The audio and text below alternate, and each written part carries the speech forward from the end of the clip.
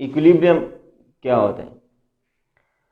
जब भी कोई बॉडी एट रेस्ट हो, रेस्ट में हो, और दूसरा क्या हो, या यूनिफॉर्म मोशन में हो, या रेस्ट में हो या यूनिफॉर्म मोशन में हो। सही है, यूनिफॉर्म सर्कुलर मोशन भी हो सकता है और स्ट्रेट लाइन मोशन भी हो सकता है। तो हम फिर कहेंगे कि बॉडी कौन सी स्टेट में है? इक्विलिब्रियम स्टेट में। अब यूनिफॉर्म मोशन का मतलब क्या है? फॉर एग्जाम्पल एक बॉडी है, वो स्पेस में जा रही है। एक बॉडी स्पेस में जा रही है तो उधर वो कौन सी मोशन से जाएगी? यूनिफॉर्म मोशन से जाएगी। सही है, स्पेस में जा रही है। क्यों यूनिफॉर्म मोशन से जा रही है? क्योंकि वहां पर क्या है? नेट फोर्सेस जीरो है। नेट फोर्स कैसे? मतलब वहां पे सिस्टम जो है वो आइसोलेटेड सिस्टम है। जो एक्सटर्नल फोर्सेस जो भी है वो हमारे पास उधर क्या है? जीरो आते हैं। तो उधर जो बॉडी हम एक वेलोसिटी से मतलब उसको मूव करना स्टार्ट करते हैं तो वो उस वेलोसिटी से ही जाएगी, उसकी वेलोसिटी में कोई चेंज नहीं आएगा। मतलब ये हो गया कि यूनिफॉर्म वेलोसिटी के लिए वेलोसिटी का क्या होना चाहिए? कांस्टेंट होना चाहिए। जब वेलोसिटी किसी बॉडी की कांस्टेंट हो तो हम कहेंगे कि ये बॉडी जो है यूनिफॉर्म मोशन से जा रही है। सही है। अब देखिए वेलोसिटी कब कांस्टेंट हो सकती है? मतलब वेलोसिटी में कोई चेंज नहीं आता हो तो फिर हम कहेंगे कि वेलोसिटी क्या है? चेंज इन वेलोसिटी ना हो तो फिर हम क्या कहेंगे कि वेलोसिटी क्या है? यूनिफॉर्म है। मतलब वेलोसिटी में जब चेंज ना हो तो फिर हम क्या कहेंगे कि वेलोसिटी क्या है? यूनिफॉर्म। वेलोसिटी में कब चेंज नहीं आता? जब उस पर क्या zero? Net force is zero. अब देखिए नेट फोर्स कैसे जीरो होते हैं वेलोसिटी जब कांस्टेंट होती है? वो देख ले। आप लोगों को पता है F is equal to what? ma। F is equal to ma। ये मैं क्लियर करता हूं। सही है, ये मैं क्लियर करता हूं। पहले मैं यूनिफॉर्म वेलोसिटी क्लियर करता हूं। अब देखिए uniform F is equal to ma, मतलब ये हो गया कि फोर्स कब अप्लाई होगा? जब क्या हो? किसी बॉडी के पास मास हो और क्या हो? उस बॉडी में क्या पैदा हो? एक्सेलरेशन। अब एक्सेलरेशन कब पैदा होते हैं? जब वेलोसिटी क्या हो? वेलोसिटी में चेंज हो। Change in velocity with respect to क्या हो? टाइम हो। तो फिर हम क्या कहेंगे कि एक्सेलरेशन पैदा होगा। अब जब बॉडी की वेलोसिटी में चेंज कब नहीं होता है? मतलब वेलोसिटी की चेंज इन वेलोसिटी कब जीरो होती है? चेंज इन वेलोसिटी जीरो का मतलब क्या है? Constant velocity. जब वेलोसिटी में चेंज जीरो हो तो उसमें हम फिर क्या कहेंगे? इसका मतलब क्या है? Constant velocity. फॉर एग्जांपल एक बॉडी की यहाँ पर वेलोसिटी 5 मीटर पर सेकेंड है और यहाँ भी 5 मीटर पर सेकेंड है। तो चेंज इन वेलोसिटी मालूम करें तो क्या आ जाते हैं? 5 - 5 इज इक्वल टू 0। तो फिर हम क्या कहेंगे? यहाँ से यहाँ तक बॉडी कौन सी मोशन से गई है? मतलब यूनिफॉर्म मोशन से गई है कि नहीं गई? तो कहने का मकसद यह है कि चेंज इन वेलोसिटी कब जीरो होता है? मतलब चेंज वेलोसिटी कब कांस्टेंट होती है? चेंज इन वेलोसिटी जीरो का मतलब क्या है? वेलोसिटी का कांस्टेंट होना। तो वेलोसिटी कब कांस्टेंट होती है? जब चेंज इन वेलोसिटी कब जीरो होती है? जब वेलोसिटी क्या है? कांस्टेंट हो। एक कंडीशन। दूसरी बात, जब दूसरा क्या कंडीशन है? जब चेंज इन वेलोसिटी जीरो हो तो वो उसके लिए क्या होना चाहिए? वेलोसिटी का जीरो होना चाहिए। मतलब ये हो गया कि जब हम ये कहेंगे कि वेलोसिटी का चेंज जीरो हो, वेलोसिटी का चेंज जीरो हो, तो हमारे पास दो पॉसिबिलिटी है, दो रास्ते हैं अगर वेलोसिटी की चेंज को जीरो करना है। नंबर फर्स्ट, बॉडी को रेस्ट में लाना है, मतलब उसकी वेलोसिटी क्या करना है? जीरो करना है। तो change in velocity already zero. 10 second बाद चेक करो, 20 सेकंड बाद चेक करो, बॉडी रेस्ट में है तो चेंज इन वेलोसिटी जीरो। एक बात हो गई। दूसरी बात, अगर चेंज इन वेलोसिटी को जीरो करना है, मतलब वेलोसिटी को चेंज इन वेलोसिटी को जीरो करना है तो हमने क्या करना है? वेलोसिटी को क्या रखना है? कांस्टेंट रखना है। तो बस ये दो बातें हैं। अब देखिए जब चेंज इन वेलोसिटी जीरो हो जाए, मतलब वेलोसिटी कांस्टेंट हो जाए, तो हमारे पास यहाँ पर क्या आ जाएगा? चेंज इन वेलोसिटी की जगह क्या आ जाएगा? जीरो आ जाएगा। तो एक्सेलरेशन क्या होगा? जीरो होगा। जब एक्सेलरेशन जीरो होगा तो हमारे पास नेट फोर्सेस क्या होगी? बॉडी जीरो होगी। तो जब बॉडी स्पेस में जाती हो फिर हम क्या कहेंगे कि ये कौन सी मोशन में है? यूनिफॉर्म मोशन में है। जब यूनिफॉर्म मोशन में है तो इस पे क्या जीरो है? नेट फोर्स उसका क्या है? जीरो है। जब नेट फोर्स जीरो है तो फिर हम क्या कहेंगे कि बॉडी किस चीज में है? इक्विलिब्रियम है। तो इक्विलिब्रियम को अगर मैं दूसरा नाम दे दूं तो मैं कहूंगा कि एक्सेलरेशन जब जीरो हो बस वो हमारे पास क्या है? इक्विलिब्रियम में है वो बॉडी। क्लियर? अब देखिए इक्विलिब्रियम के लिए दो बातें हैं, मैंने अभी भी बताया, यहां पर भी मैंने क्लियर भी किया। जब बॉडी बस रेस्ट में हो तो वो हमारे पास इक्विलिब्रियम में हो सकती है, जब रेस्ट में हो तो उस पर नेट फोर्स जीरो होता है ऑलरेडी। तो फिर यहां पर मैंने क्लियर किया है कि इक्विलिब्रियम हमारे पास दो किस्म के होते हैं, एक होते हैं स्टैटिक और दूसरा क्या होते हैं? डायनामिक। अब स्टैटिक इक्विलिब्रियम कब होता है? जब किसी बॉडी पर क्या जीरो हो? क्या जीरो? जो नेट फोर्सेस है वो बॉडी पे क्या हो? जीरो हो। तो फिर हम क्या कहेंगे कि बॉडी क्या है? इन स्टेट ऑफ रेस्ट है, और इसको हम फिर क्या कहेंगे कि इन स्टेटिक इक्विलिब्रियम है। जैसे कि मैंने फैन का एग्जांपल दिया है, फैन जो है ये नीचे से इसका क्या है? वेट है, ऊपर जो डंडा है ये क्या करते हैं? ऊपर टेंशन लगा रहा है, तो इस पे नेट फोर्स क्या है? जीरो। क्यों जीरो है? क्योंकि टेंशन ऊपर जो लग रहा है और जो नीचे वेट लग रहा है ये आपस में एक दूसरे को क्या कर रहे हैं? कैंसिल कर रहे हैं। तो इसलिए हम फिर क्या कहेंगे? जितना यहाँ पर वेट है, फॉर एग्जाम्पल इसका वेट है 5 न्यूटन, तो ऊपर टेंशन कितना क्रिएट हो रहा है? 5 न्यूटन। तो 5 न्यूटन माइनस 5 न्यूटन तो क्या आ जाता है? तो नेट फोर्स हमारे पास जीरो आ गया। तो इस कंडीशन में हम क्या कहेंगे? बॉडी एट रेस्ट है तो इक्विलिब्रियम में। बॉडी जब एट रेस्ट होगी तो बस वो इक्विलिब्रियम में होगी, स्टैटिक इक्विलिब्रियम में होगी। और इसको कंप्लीट इक्विलिब्रियम भी कह सकते हैं कि बॉडी कंप्लीट इक्विलिब्रियम। अब ये समेशन ऑफ टार्क वाली बात मैं क्लियर करता हूँ। ये समेशन ऑफ टार्क वाली बात क्या है, या फिर नेट टार्क का मतलब क्या है, ये बात मैं आगे क्लियर करता हूँ कि इसका असल में मकसद क्या है। लेकिन अभी तक आप लोगों को ये कंसेप्ट क्लियर हो गया कि बॉडी कब इक्विलिब्रियम में होगी? जब उस पे नेट फोर्स क्या होगा? जीरो होगा। नेट फोर्स कब जीरो होगा? जब उसकी वेलोसिटी क्या हो? वेलोसिटी क्या हो? चेंज वेलोसिटी जीरो नहीं, कांस्टेंट वेलोसिटी, या वेलोसिटी इसकी क्या हो? जीरो हो। दो केसेस है हमारे पास। अब देखिए दूसरा जो हमारे पास इक्विलिब्रियम है उसको क्या कहते हैं? Dynamic equilibrium. डायनामिक इक्विलिब्रियम दो किस्म के हो सकते हैं, एक को हम क्या कहेंगे? ट्रांसलेशनल इक्विलिब्रियम, और दूसरी को हम क्या कहेंगे? Rotational equilibrium. अब रोटेशनल इक्विलिब्रियम और ट्रांसलेशनल इक्विलिब्रियम में क्या फर्क है?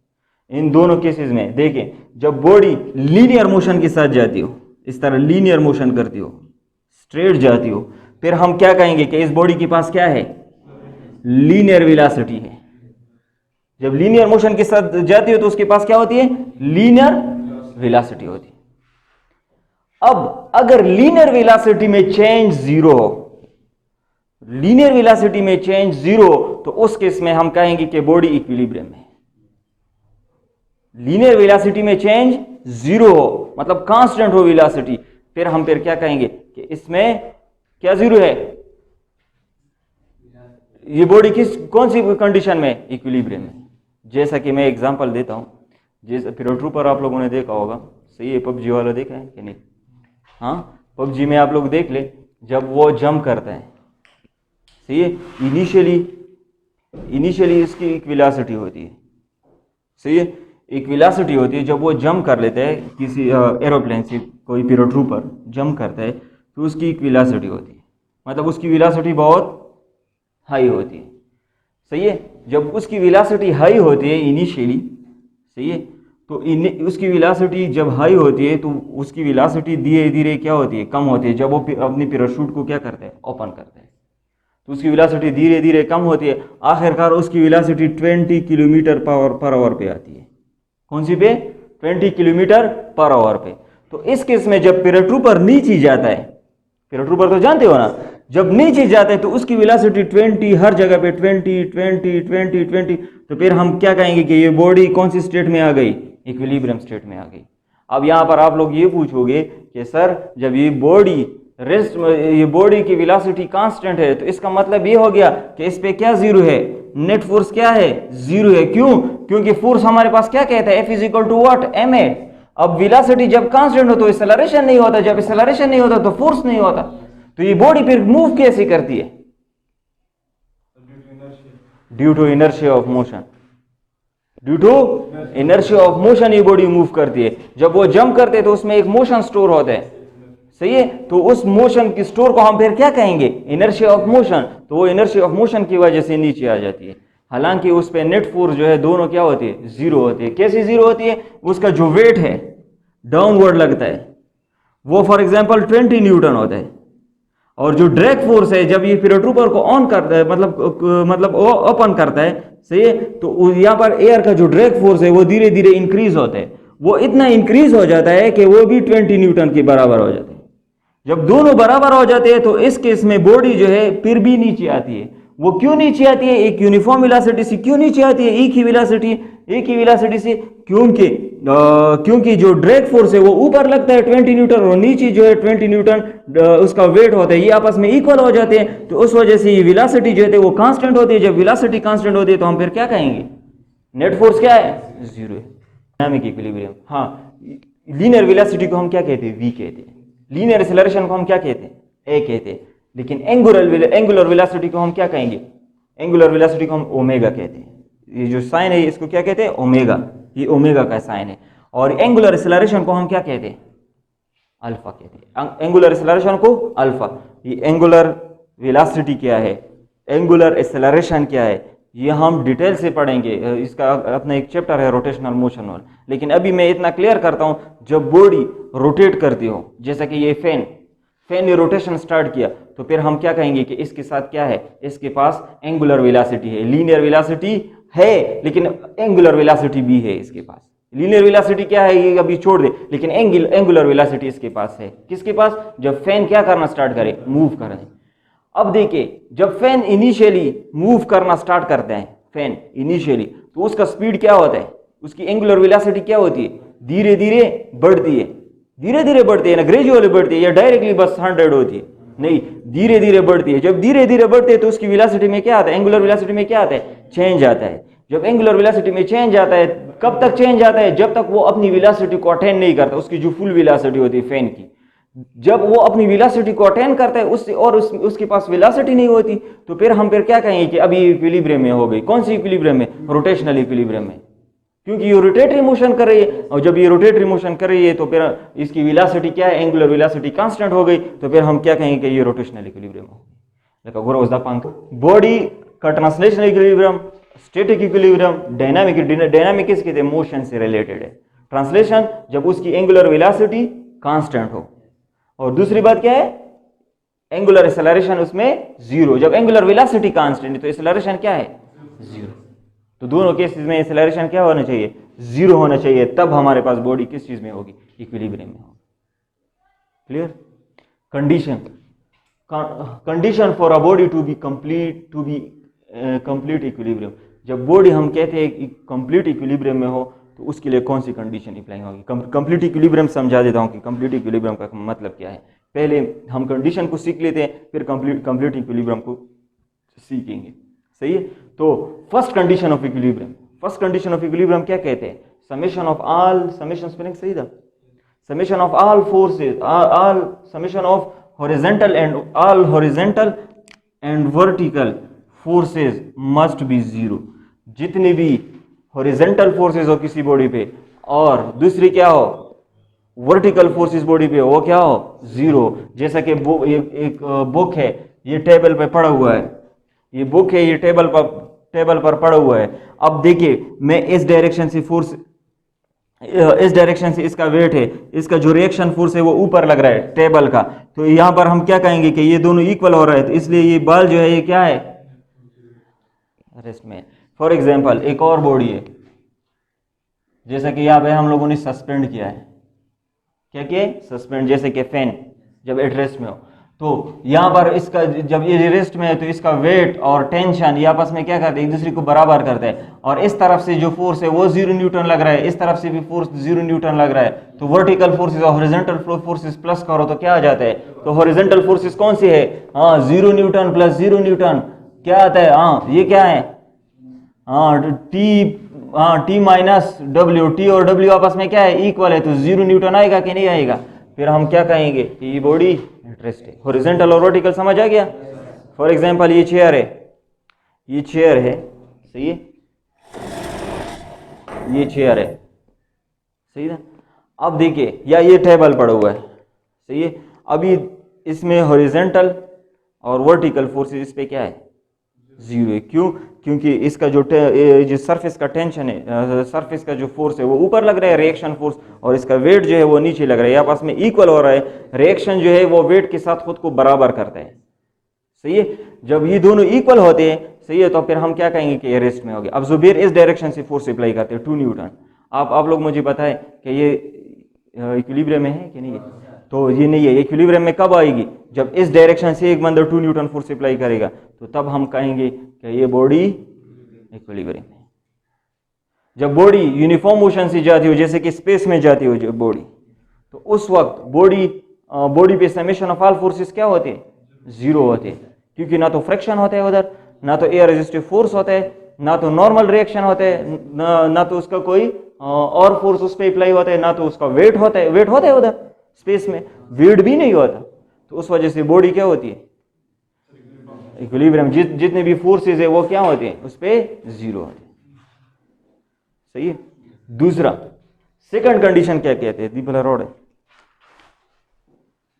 कंडीशन इक्विलिब्रियम के लिए ये है कि summation of anti clockwise and clockwise torque must be zero. For example, ये सीसा है, सीसा जानते हो, सही है, ये सीसा है। अब देखिए, यहां पर एक बंदा बैठता है, ये यहां से लेकर यहां तक क्या है? आर है। यहां पर एक बंदा बैठता है, उसका मास है 2 kg, 10 kg है मास है, तो इसका वेट कितना होगा?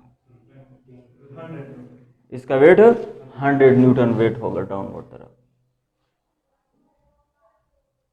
आप लोग मुझे ये बताएं, ये वेट तो इस डायरेक्शन में लग रहा है ना, तो आप लोग मुझे ये बताएं कि यहाँ पर फॉर एग्जांपल ये आर की वैल्यू यहाँ से लेकर यहाँ तक फासला फॉर एग्जांपल 2 मीटर है, तो आप लोग मुझे ये बताएं यहाँ पर टार्क कितना होगा? टार्क इस डायरेक्शन में टार्क कितना लग रहा है? टार्क किसे कहते हैं? Perpendicular force to displacement. हाँ, तो क्या हो जाएगा? टार्क कितना होगा? 200 न्यूटन, क्योंकि मोमेंट आ रहा multiplied by weight, new force है ये, तो 200 न्यूटन मीटर हमारे पास कौन सी डायरेक्शन में टार्क लग रहा है? इस डायरेक्शन में। तो इस कंपेयर क्या, इस डायरेक्शन को हम क्या कहते हैं? क्लॉकवाइज। और क्लॉकवाइज वाला हम लोग टार्क नेगेटिव लेते हैं, क्लियर। अब एक और बंदा आता है, वो इस पे बैठता है, उसका मास भी क्या है? उसका मास भी 100, मास जो है उसका 10 kg है, 10 kg बॉडी है, बस जो भी चीज है उसमें हम लोगों ने रख ली। अब इसका वेट कितना होगा? 10 10 100 न्यूटन इसका क्या होगा? डाउनवर्ड की तरफ वेट होगा, डाउनवर्ड की तरफ इसका क्या होगा? वेट होगा।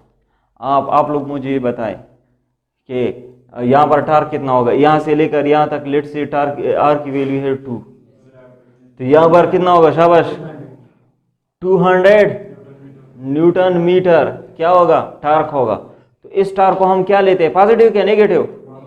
पॉजिटिव। क्यों? क्योंकि इस डायरेक्शन में आ रही है, देखिए इस डायरेक्शन में ये बॉडी आ रही है, देखिए, और ये कौन सी डायरेक्शन में आ रही थी? इस डायरेक्शन में आ रही थी।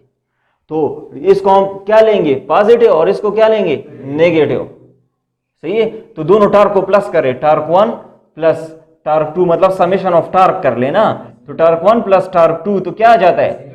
200 माइनस 200, तो इससे क्या आ जाता है? 0 न्यूटन मीटर। हम क्या कहेंगे कि ये बॉडी इक्विलिब्रियम है, क्योंकि नेट टार्क जो है क्लॉकवाइज टार्क और एंटी क्लॉकवाइज टार्क आपस में क्या हो गया? इक्वल हो गया। तो फिर हम क्या कहेंगे कि ये बॉडी इक्विलिब्रियम। ये तक बात क्लियर? तो किसी भी बॉडी को कंप्लीट इक्विलिब्रियम में होने के लिए 2 शर्तें हैं। First, net force zero complete equilibrium के लिए, दूसरी नेट टार्क जीरो। देखिए मैं एक एग्जांपल देता हूँ, उस एग्जांपल से आप लोगों को कंप्लीट इक्विलिब्रियम कंप्लीट समझ आ जाएगा, सही है। तो किस तरह? फॉर एग्जांपल, ये हमारे पास एक इस तरह, ये हमारे पास इस तरह एक जो भी चीज़ है, वुड का एक वुड है, सही है। तो इसको यहाँ से लेकर यहाँ तक जो डिस्टेंस है वो 1 मीटर है, और यहाँ से लेकर यहाँ तक जो डिस्टेंस है वो 1 मीटर है। मैं कंप्लीट इक्विलिब्रियम की बात कर रहा हूँ। ये 2 शराइत किस चीज़ के लिए? जब बॉडी कंप्लीट इक्विलिब्रियम में होगी उनके लिए ये 2 शराइत है, सही है।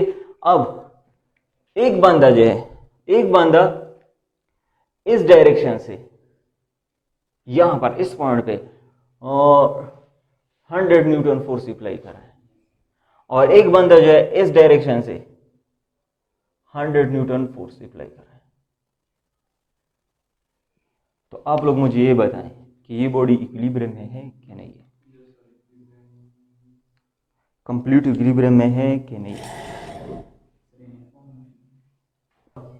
टार्क एंटी क्लॉकवाइज लग रहा है, एक क्लॉकवाइज लग रहा है,